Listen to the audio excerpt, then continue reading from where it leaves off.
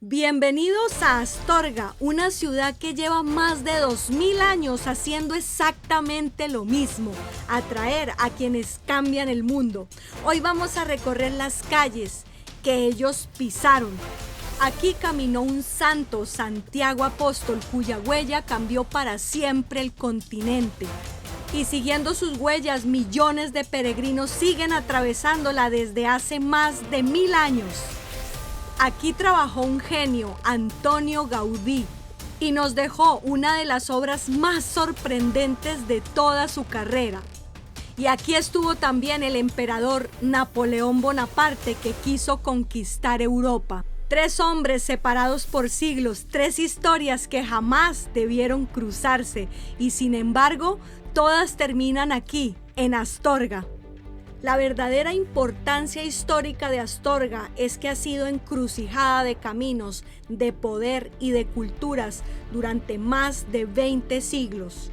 Hoy voy a quedarme aquí en este pequeño núcleo histórico formado por la catedral, el palacio episcopal y la antigua muralla.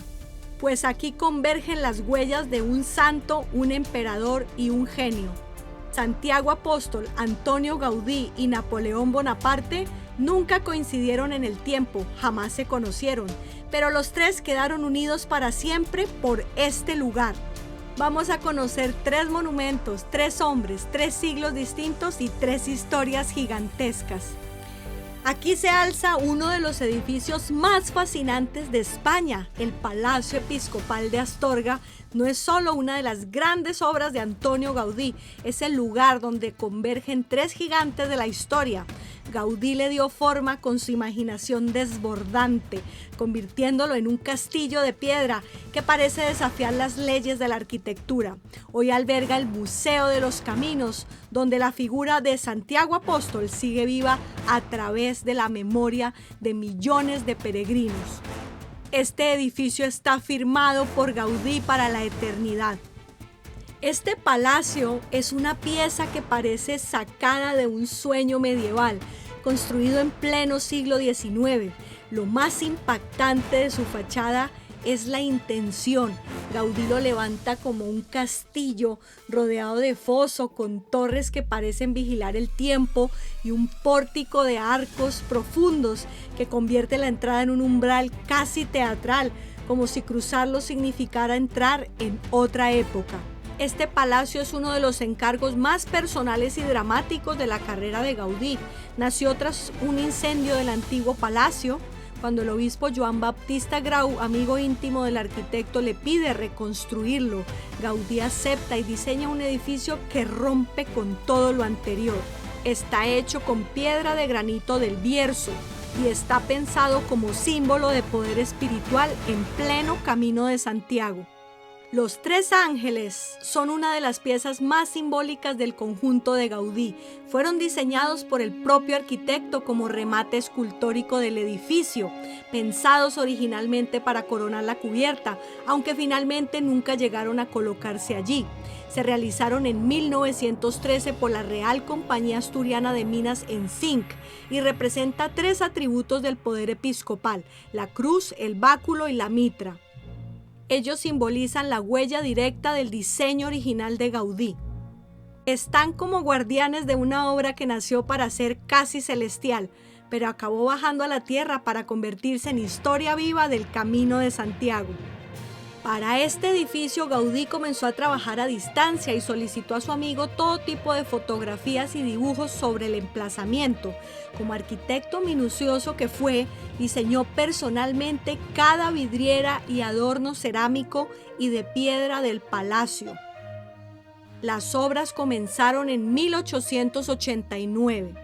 Y en 1893, tras la muerte de su amigo, se complicaron los trabajos en este palacio debido a sus desavenencias con el cabildo, y eso le forzó a dimitir y la obra quedó paralizada unos años. Por eso Gaudí jamás llegó a ver esta obra terminada. Y aquí llegó el momento de cruzar el gran pórtico y la ciudad pareció quedarse atrás. Aquí hay otro ritmo, más solemne. Los 3 arcos profundos te envuelven como un umbral tallado para el silencio, donde la luz se filtra con timidez sobre la piedra de granito. fría y majestuosa, y cada paso resuena como si despertara siglos dormidos. Y de repente todo lo que me rodea es belleza que no se repite, que no imita a nada, que no se parece a nada.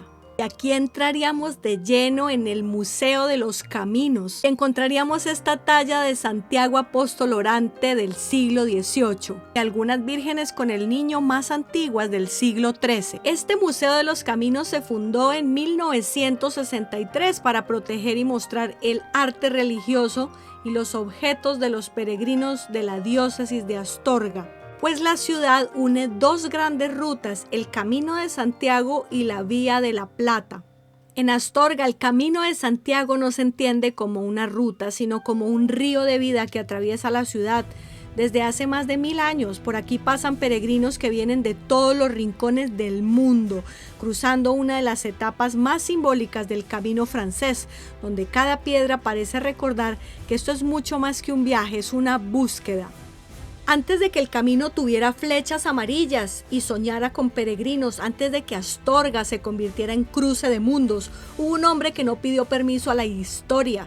Lo recibió de lo alto, Santiago, hijo de Zebedeo, hermano de Juan, pescador de aguas humildes, con las manos aún oliendo a red y a sal. Está junto a su hermano cuando ocurre lo imposible. Cristo lo mira, lo llama y le cambia la vida con una sola frase. No hay contrato, no hay mapa, no hay explicación. Solo una voz que lo arranca del mundo conocido y lo lanza a algo mucho más grande. Y aquí empieza lo épico, porque después de caminar con Jesús, después de ver lo que otros no podían ni sostener con la mirada, llega el encargo más extraño de todos: llevar ese mensaje hasta los confines del mundo conocido, Hispania, el borde del mapa, el más allá del imperio. Y entonces Santiago hace algo que no tiene nada de cómodo, pero sí todo de destino. Cruza el mar, se adentra en una tierra donde el latín suena frontera, donde las montañas parecen no terminar nunca, donde cada valle es una pregunta y cada camino una prueba. No llega con ejército, no llega con oro, llega con palabras, con fe, con una idea que todavía no tiene nombre en estas tierras. Predica en aldeas, cruza ríos, recorre caminos que hoy ni siquiera podemos reconstruir con certeza absoluta, pero que la tradición ha convertido en huella. Y ya no es solo discípulo, es el que trae algo nuevo, el que abre una ruta invisible. Y ahí aparece Astorga como uno de esos grandes nudos donde la antigua Hispania romana se organizaba, donde las calzadas se cruzaban, donde el mundo se encontraba consigo mismo. Y siglos después, los pies cansados de los peregrinos cuando pisan Astorga no están repitiendo un viaje antiguo, están continuándolo, como si el mensaje que empezó en una barca de pescadores nunca hubiera dejado de moverse. Y es sorprendente, pero estoy en Astorga gracias al Camino de Santiago, pues el año pasado recorrí mi segundo camino y al regresar con mi fisterrana y mi mushiana en el corazón, el autobús hizo aquí una parada inesperada. Y fueron solo unos minutos, pero suficientes para que esta ciudad se me quedara dentro. Hoy regreso no por casualidad, sino por destino, porque el camino no terminó en Compostela, también me trajo hasta aquí. Y aquí me encontré a Santa Águeda con una bandeja donde muestra sus pechos, porque según la tradición fue torturada y se le amputaron como parte de su martirio. Aquí en el Museo de los Caminos conocí por primera vez los collares maragatos, que son grandes, intensos y llamativos. Cuentas de vidrio, coral rojo y azabache que se superponen sobre el pecho como una pieza de poder, brillo y presencia absoluta. No solo son un adorno, son la firma de la cultura maragata, una tierra de arrieros y caminos. Representaban riqueza, protección y una vida entera en movimiento, donde hasta la joya estaba hecha para viajar. También vimos relicarios de las 11.000 vírgenes procedentes de Villafranca del Bierzo en León y un San Marcos evangelista. Y esta hermosa Santa Catalina de Diego de Gamboa de 1621. Ella está pisando a Maximino o Maxencio, que era el emperador perseguidor de los cristianos. Y la idea es clara, la santidad no aplasta al enemigo, lo supera. Y también me encontré a San Benito. San Benito significa puedes estar de paso, pero no te pierdas dentro de ti. Y si lo miras con calma, tiene algo muy de Astorga, una ciudad que fue paso de todos, pero también refugio de lo eterno. Y no puedo estar en un mejor lugar para hablar acerca de la espiritualidad de Antonio Gaudí. Él fue un católico practicante durante toda su vida, pero su espiritualidad se volvió especialmente intensa a partir de los años finales del siglo XIX, cuando se dedica casi por completo a hacer la Sagrada Familia. Él dijo una frase: el arquitecto del templo es Dios y yo soy su ayudante.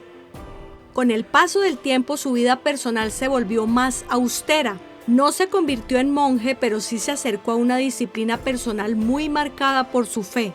La espiritualidad de Gaudí no fue un añadido a su arquitectura, sino un motor.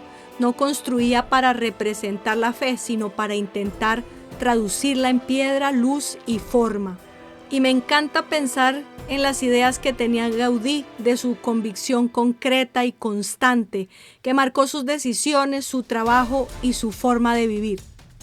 Y de repente algo mágico estaba a punto de ocurrir.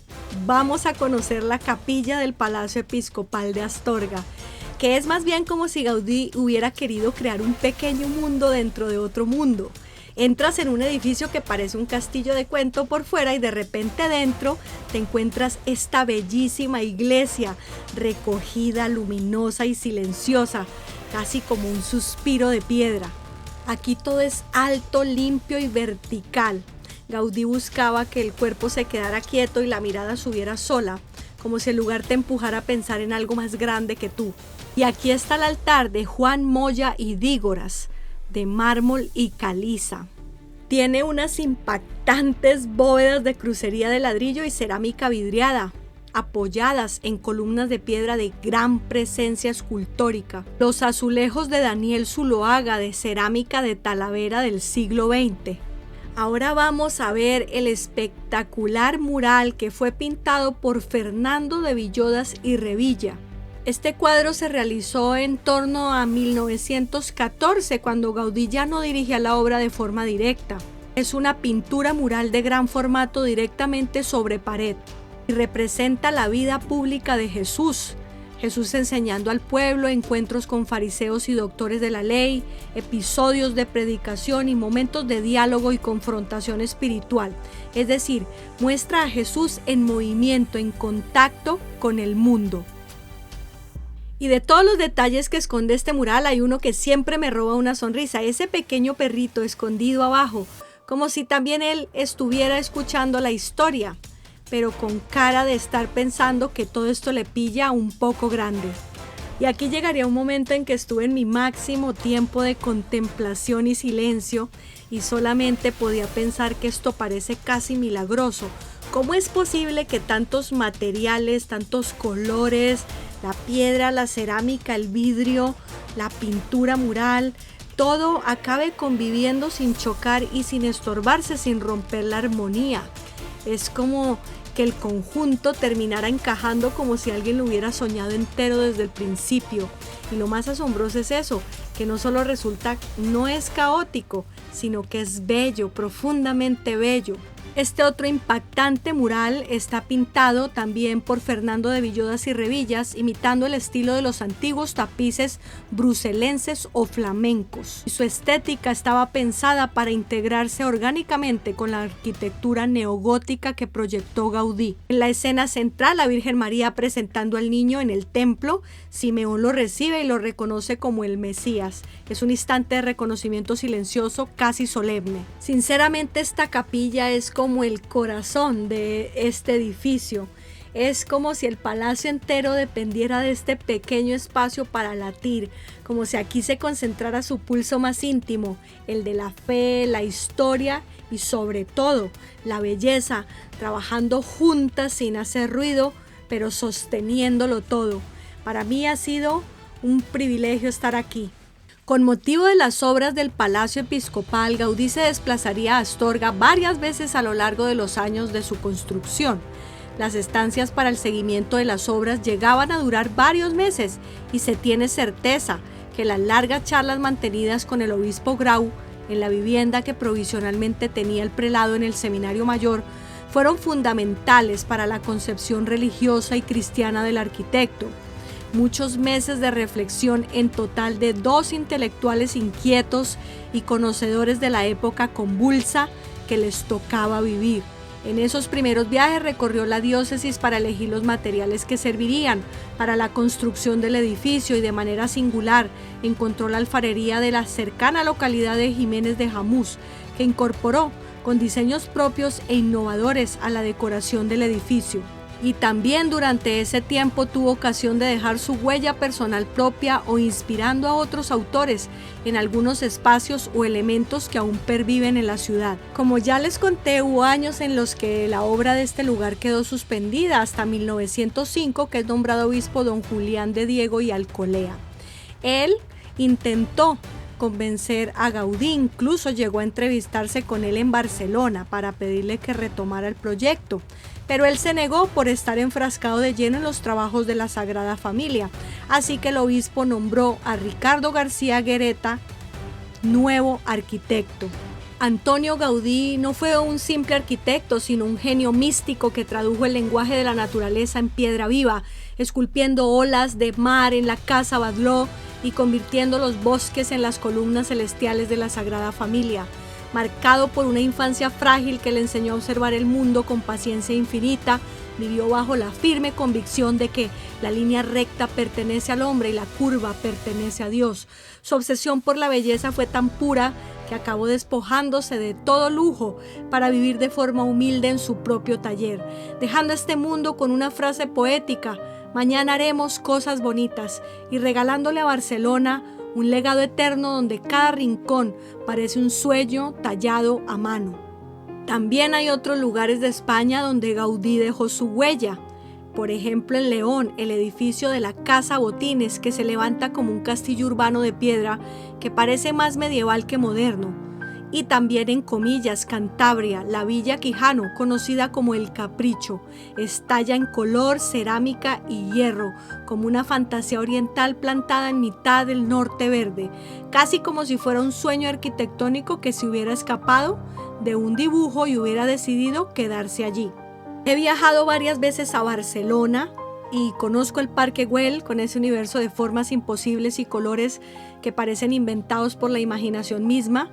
Por supuesto, conozco la Sagrada Familia, que cada vez que la miras te obliga a detenerte un segundo más de lo previsto, como si el tiempo allí tuviera otro ritmo.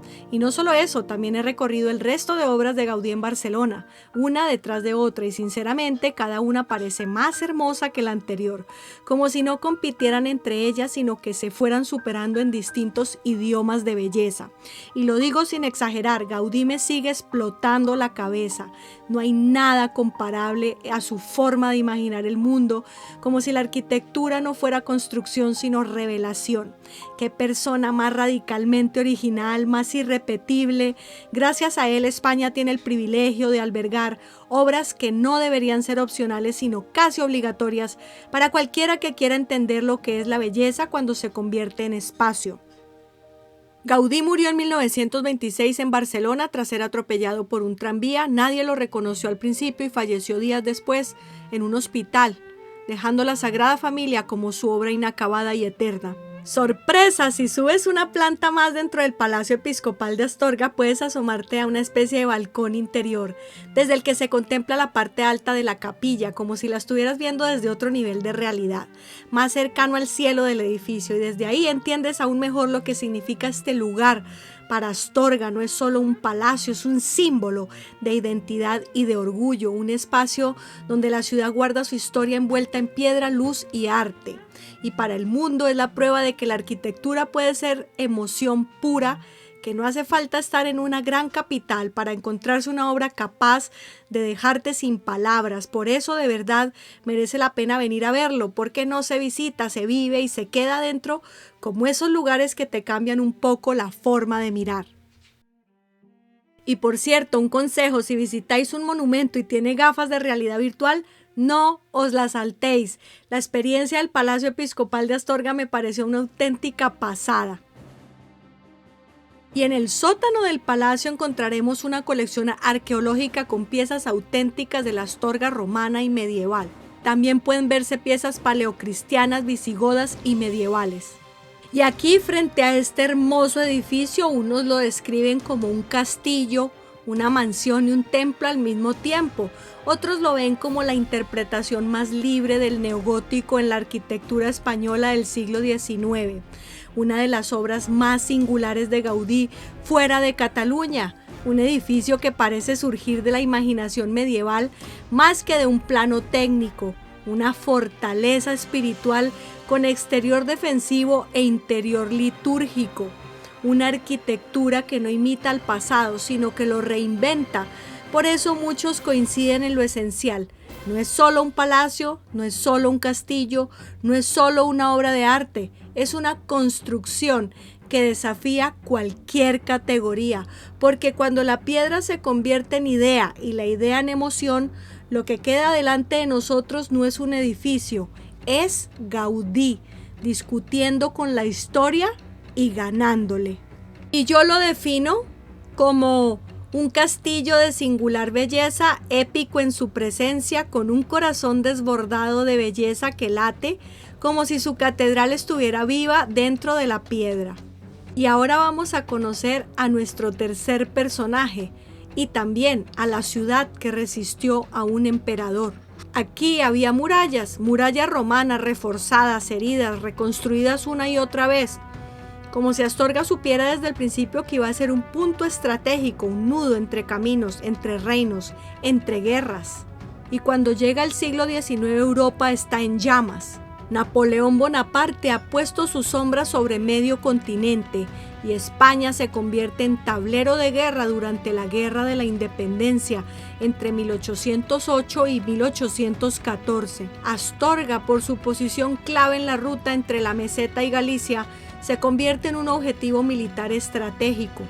En 1810 la ciudad sufre uno de los episodios más duros, el sitio de Astorga.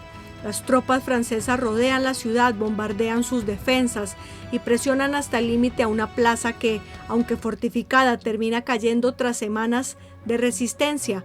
Las murallas no eran solo piedra, eran la última frontera entre la ciudad y el avance del imperio. Napoleón Bonaparte estuvo en Astorga entre el 31 de diciembre de 1808 y el 2 de enero de 1809.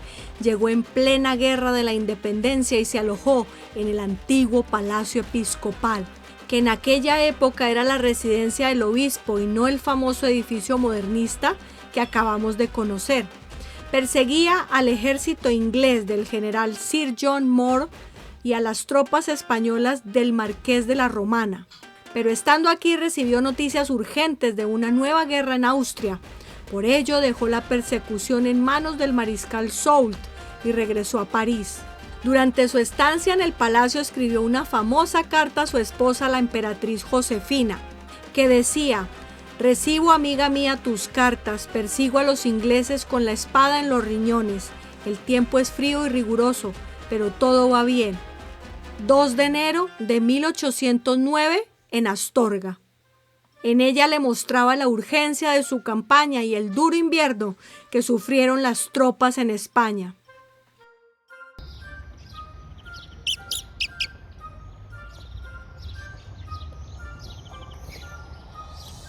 Mira cómo me acerco, increíble, no se va.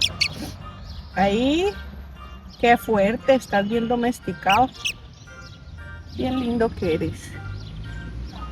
No se va.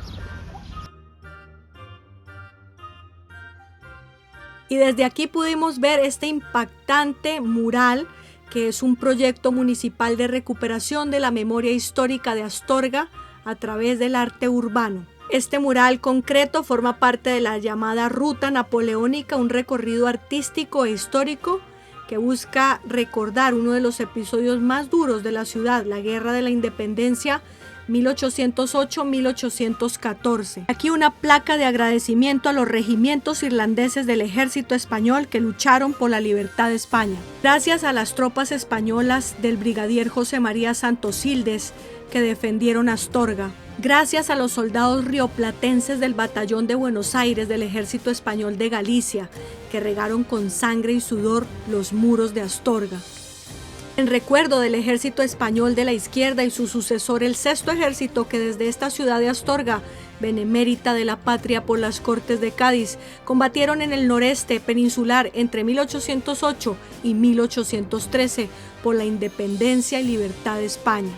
Y aquí pude contemplar el espectacular mural de David Esteban conocido como Dados.0, cuando Astorga fue ocupada durante 2 años por el ejército de Napoleón.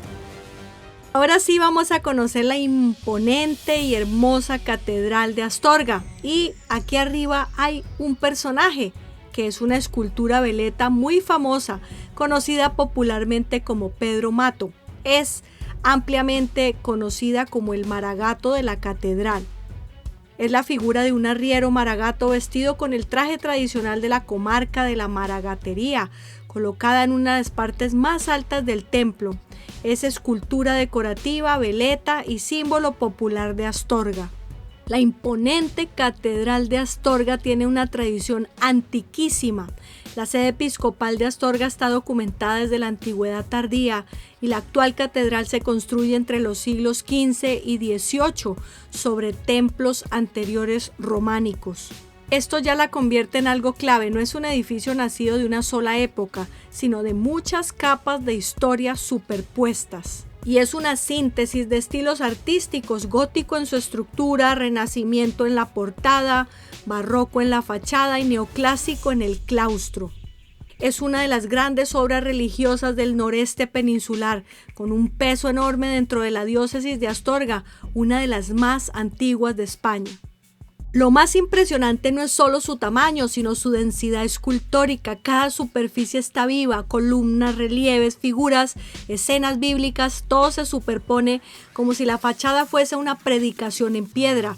En su programa iconográfico aparecen escenas del Evangelio como la expulsión de los mercaderes del templo, el ciego de Betsaida o la mujer adúltera, pero también símbolos de la iglesia como el Cordero Místico o los apóstoles, Pedro y Pablo, integrando todo en una sola narrativa visual. Y en lo alto, como colofón de todo el conjunto, se encuentra la imagen de Santiago, recibiendo y despidiendo peregrinos, un detalle clave que conecta directamente la catedral con el camino que atraviesa Astorga desde hace siglos. Se trata de una escena completa de piedra donde la fe, el arte y la historia han decidido quedarse quietos para siempre, justo en la mitad de la ciudad. En el año 2025 se registraron algo más de 59,000 peregrinos en la comarca de Astorga, según conteos del Camino Francés. Y aunque varía cada año, la tendencia es muy clara. En este Camino de Santiago vienen personas desde España, Italia, Francia, Alemania, Estados Unidos, Brasil y Latinoamérica en general. También en Corea del Sur, cada vez más fuerte. Los maragatos eran arrieros, comerciantes que viajaban por toda España con mercancías. Sus collares eran riqueza visible y protección simbólica, hechos con coral o azabache en una vida siempre en camino. Nunca los había visto y me parecieron realmente hermosos los collares maragatos llenos de historia, color y vida. Y aquí veríamos los relieves de madera de los reyes de Israel y algunos cuadros que hablan de la vida, tentaciones y tormentos de San Antonio Abad. Y un espectacular óleo sobre tabla de entre los siglos XV y XVI que se llama La Quinta Angustia. Y aquí haríamos un gran recorrido de arte sacro dentro del propio conjunto catedralicio que transforma la catedral en algo más que un templo, en un archivo vivo de siglos de historia. Y personalmente a mí me encanta siempre ir con audioguía porque la verdad que aprendo datos muy interesantes y descripción de los objetos, muy valiosas aportaciones. Y una vez más me encuentro un cuadro de José con el bebé y me encantó. Y aquí encontré unos verdaderos tesoros, los facsímiles del libro de horas de Ana de Bretaña, la edición facsímil del libro de oración de Alberto de Brandenburgo. Esta preciosura, el facsímil del libro de horas de Isabel la Católica, cuyo original se encuentra en el Palacio Real de Madrid. No me digan que en el pasado no se hacían detalles tan hermosos, incluso para cerrar un libro. La Biblia de San Luis, libros de los Beatos de Tábara y de San Miguel de Escalada, Y también se puede ver el documento más antiguo conservado en el archivo catedralicio, en el que el rey Ramiro devuelve a la diócesis de Astorga varios territorios. Y otro documento en el que el rey Ramiro III suprime el obispado de Simancas y devuelve al obispado de Astorga las iglesias de Toro y otros territorios. Y también una edición facsímil de los talleres de Wenceslao IV de un martirólogo de Usuardo. Fue compuesto en el siglo IX por el monje benedictino Usuardo de la abadía de Saint-Germain, en París, a petición de la corte carolingia, ordenar y unificar el calendario de santos y mártires de la Iglesia occidental.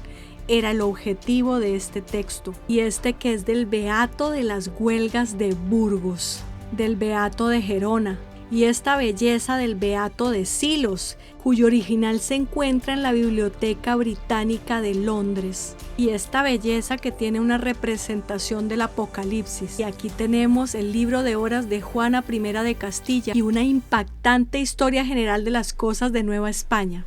Nunca había visto los zapatos de tela de vestiduras episcopales antiguas. Y aquí encontraríamos la arqueta de San Genadio, también llamada de Alfonso III por ser este monarca y su esposa quienes la donaron al obispo de aquí de Astorga. Que hay piezas realmente bellas. Está también este arcón frontal de madera, pintura al temple de la segunda mitad del siglo XIII. Este arcón románico perteneció al monasterio cisterciense femenino de Santa María de Carrizo de León, fundado en 1176. El último destino que tuvo en el monasterio fue el de almacén de cereales.